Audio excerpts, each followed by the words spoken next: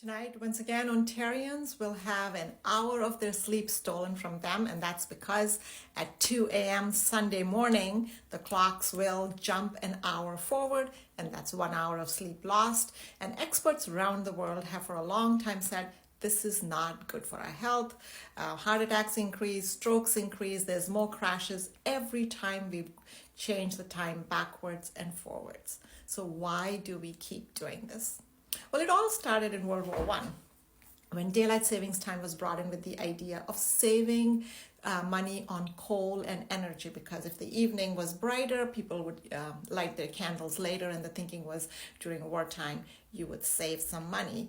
Fast forward all these years later, it makes no sense because we may turn on our lights a little bit later, but then we're going to have our air conditioning going longer. So really, in today's world, there is no benefit, no energy saving by doing daylight savings time. So why do we keep doing it? Habit.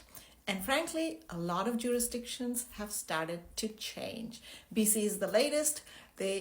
Tonight is the last time that they will move their clocks forward, and after that, daylight savings times will be their permanent time year-round, no more clock changing. Now, interestingly, in Ontario, back in 2020, 6 years ago, the Ontario government passed legislation saying that Ontario would move to fixed daylight savings time year-round, so no more clock changing.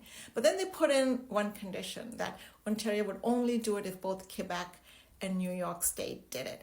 And those two haven't done it. 6 years later, we're still waiting. So the question is, do we go it alone? Should we continue to have this back and forth of clocks just because we're waiting for New York and Quebec to catch up? Or do we go alone? Because frankly, my view is, in today's world, we work with so many time zones in Europe and Asia. We're used to all of these different time zones. I'm not sure it is that critical that we need to be on the same time zone with New York. I don't disagree that it's convenient, but is it really worth waiting for them? And who knows how long we'd have to wait for them. So my question to you is, should Ontario just dispense with this and let's just go with one time? Now, the other question is, what should we go with? Should we make standard time permanent, or should we make daylight savings time permanent? Now, the legislation says it would make daylight savings time permanent, and many people would like that because we like the fact that we have more light in the evening after we come back from work.